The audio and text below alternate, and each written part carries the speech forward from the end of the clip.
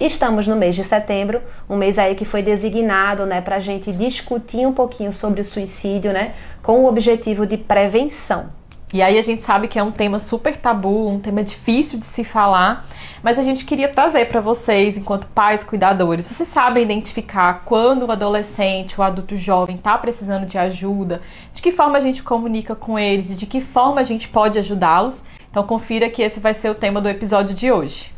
Olá, bem-vindos ao nosso podcast Pia com Elas, onde a gente a cada episódio vai trazer assuntos, polêmicas, tretas, fofoca, mas com muito conteúdo, com evidência, informativo. Meu nome é Stephanie Lima, sou psiquiatra. Meu nome é Ludmila, sou psiquiatra e hoje a gente vai discutir, né, um pouquinho sobre o Setembro Amarelo, cujo tema é o suicídio. E aí, essa polêmica, Stephanie? A gente discute esse Setembro Amarelo aí, como é que funciona? É difícil, né? A gente sabe que existem duas vertentes aí que movem um pouco o Setembro Amarelo. Na verdade, as campanhas, ou grandes campanhas, ou questões que falam sobre temas que têm uma sensibilidade, assim, muito importante.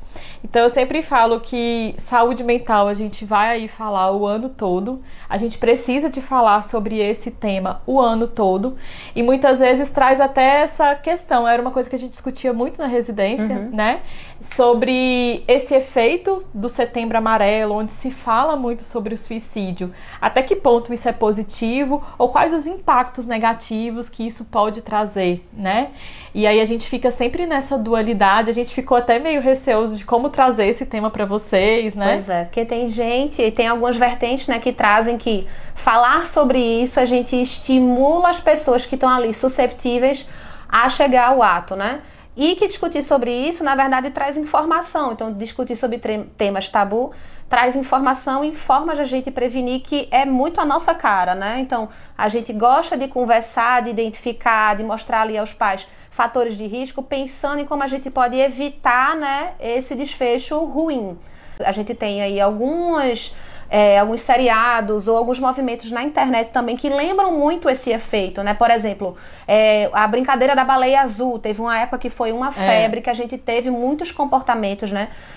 Relacionados a esses comportamentos suicidas com suicídios de fato, né? Que aconteceram. É como se fosse um padrão repetitivo ali, né? Aquilo ali fica em evidência e isso acaba gerando, desencadeando com que outras pessoas também façam. Ou até um seriado americano que ficou bem famoso, né? Que é o 13 Reasons Why, que é falando aí sobre uma menina, né, que se suicidou e ela vai deixando cartas e pistas de por que ela fez isso, né? Então traz de uma maneira muito romântica, como se fosse uma coisa mais, né, bonita e banal e como se fosse um fim muito bonito, enfim. Então a gente tem que ter muito cuidado na forma como a gente aborda. Não acho que a gente não tem que falar, a gente tem que discutir sim. Mas isso tem que ser trazido como o efeito papageno, que é o contrário desse efeito estimulador, né? Que é o efeito protetor. Hoje se propôs a fazer. Então a gente está aqui hoje para poder informar vocês, pais, cuidadores, quando é que de fato a gente precisa se preocupar, até porque a gente sabe que o suicídio é uma das principais causas de morte que acontece aí, principalmente na adolescência e adulto jovem, né? E quando é que a gente precisa de ter um olhar, um cuidado, hein, Lud?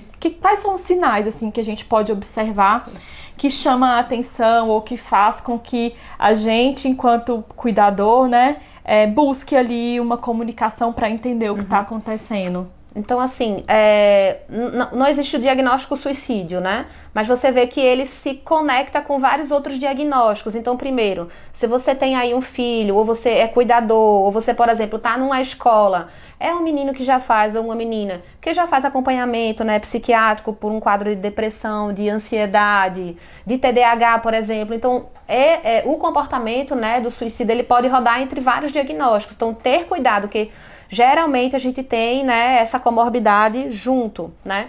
Mas tem características no adolescente que podem chamar a atenção, né? E em geral o adolescente, às vezes é um pouco mais introspectivo, enfim, isso vai passando muito batido, tanto para pais como para cuidadores.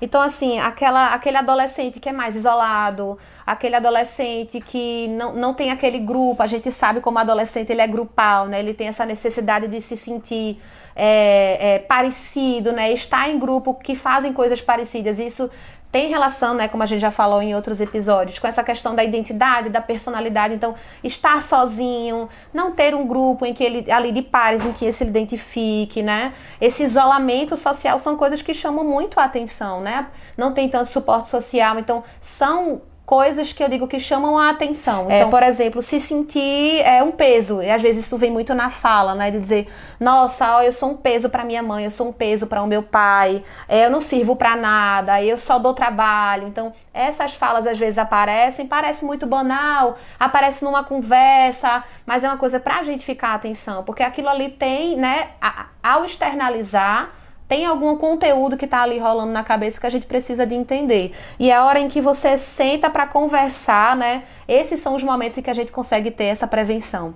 E tirando isso, acho que outro fator muito importante é essa questão da impulsividade, né? Então, o adolescente normalmente já é mais impulsivo, mas existem outros diagnósticos em que essa impulsividade fica muito marcante, por exemplo, o TDAH, né? Então, essa coisa de fazer sem pensar, toma essa atitude do nada, né? Então essa impulsividade pode acabar aí facilitando esse processo. Então ter cuidado, né, com esses adolescentes que têm esses diagnósticos, que têm esses comportamentos um pouco mais impulsivos. Então pais e cuidadores, né, ficarem de olho nessas características, né? É bem importante para a gente estar junto. O objetivo é, identifiquei, chama para conversar, olha para esse adolescente, vê o contexto em que ele está, para poder a gente tentar ir nesse processo de prevenção. Uma outra característica que a gente pode observar é, às vezes, falas do tipo, eu tô com uma vontade de sumir, eu só queria ficar dormindo, né? Principalmente relacionado a contextos mais reativos, a episódios de raiva. Também a gente pode ter comportamentos autolesivos, né? De se machucar, de se arranhar, de se cortar. E aí a gente precisa diferenciar se são comportamentos autolesivos sem intenção ou ideação suicida, ou se de fato tem ali uma ideação, um desejo de morte. Essas também são algumas características para a gente poder observar, mas se começou a perceber que o seu adolescente, né, tá se cortando mais, é preciso a gente começar a entender. Nem sempre esses episódios de autolesão vão estar relacionados à ideação suicida ou a questões suicidas, mas a gente precisa de ter um olhar com relação a isso. E como o Lud trouxe, assim, percebeu algumas características que estão fugindo um pouco do padrão, né? Principalmente com esse tom mais melancólico, com essa coisa mais de isolamento, de não querer muito diálogo, né? Uma baixa autoestima relacionado a eu não sou capaz, eu não consigo, enfim, a gente precisa de começar a tentar entender o porquê que vem esses pensamentos, para que a gente vá aí buscar se existe alguma comorbidade, se é o meio que está ali trazendo isso para ele. Quando eu falo meio, eu estou falando da própria escola, eu estou falando de bullying, né? Que é um outro fator de risco importante que a gente precisa de observar. Eu estou falando desse meio familiar ao qual esse adolescente ele está sendo submetido, então muitas vezes ele está ali, não está se fazendo entendido, às vezes está sendo muito contrariado de forma mais reativa, impulsiva. Então às vezes essa comunicação em casa não está se fazendo legal. A gente sabe também que vivenciar histórias, né, ou vivenciar casos de suicídio na família também é um outro fator de risco importante.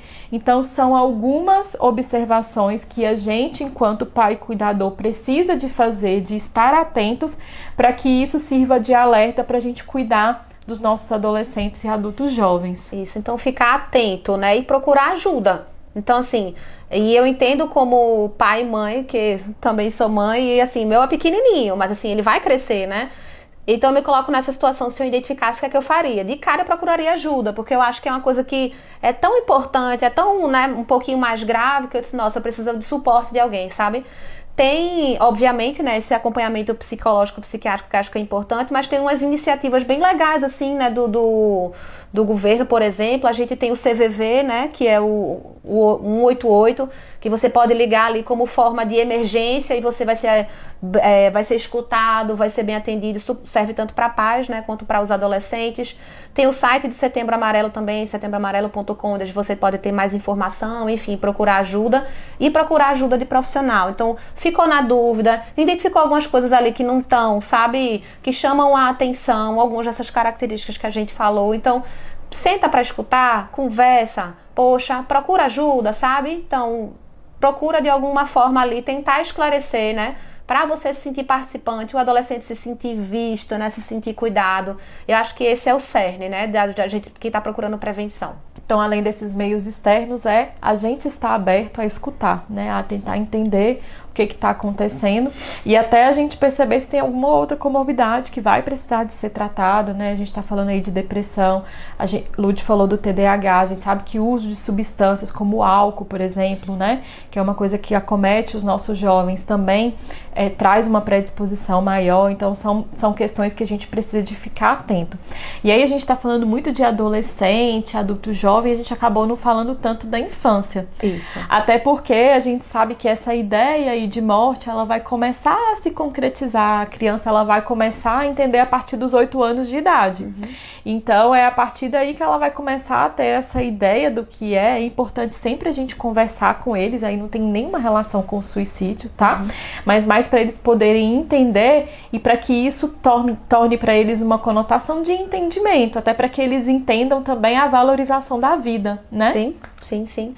Então, assim, é muito raro e chama muito atenção quando acontece antes dessa idade, né? Antes dos 8 é uma coisa que chama muito atenção, assim, não é uma coisa comum. Então, a partir dessa idade vai ficando realmente bem mais prevalente. Então, não existe uma medicação que trate, né? Não existe algo até que vai fazer... não é um transtorno, não é uma patologia, é prevenção. Né? Então, tem que ser identificado, então tem que ser olhado, tem que ser visto, né? E outra questão que acontece muito, que tu te falou da autolesão, me lembrei agora, é que a gente sabe que tem alguns adolescentes que têm esse comportamento de autolesão e isso acaba ficando banalizado, né? Às vezes na família, a família tira sarro de dizer, olha, lá vem ela de novo, disse que ia tentar suicídio, né? E tira como se fosse uma piada, uma brincadeira. E na verdade o que a gente vê é que isso, os adolescentes que têm esse comportamento, né, autolesivo, com o pensamento de realmente morrer, eles tentam ao ponto de que ele chegue. Então aumenta o risco, né? Então é uma coisa que você vai tirando ali um sarro, uma brincadeira, mas que é muito grave, né? Então precisa ser cuidado da forma que deve ser cuidado. Então a gente tem que ter muito cuidado nesses casos, né? Não é uma coisa que tem que ser banalizada, que precisa de tirar sarro nem brincadeira. Isso precisa ser cuidado, ser acolhido. Então uma pessoa que teve uma tentativa anterior, ela tem uma predisposição maior a fazer outras tentativas, tá? Então, é muito importante a gente entender sobre isso. E eu acho que foi o nosso objetivo principal aqui, foi trazer um pouco dessa polêmica, vamos assim dizer, né? De falar ou não do suicídio no Setembro Amarelo, né? Eu acho que, de fato, a gente tem que ter muito cuidado da forma como a gente traz, né? E sempre pensando em trazer mais com esse cunho de psicoeducar, de trazer informação, de saber onde buscar ajuda, de saber aonde esse adolescente ou esse adulto jovem ele vai se sentir acolhido, porque a gente sabe que isso faz muita diferença no desfecho, né? Isso. Para se ter um desfecho positivo nesses casos. Então, nossa missão hoje foi trazer essas informações, alertar. Se precisar, como sempre, entre em contato, tira dúvida e segue aí a gente nos próximos episódios. E semana que vem tem mais.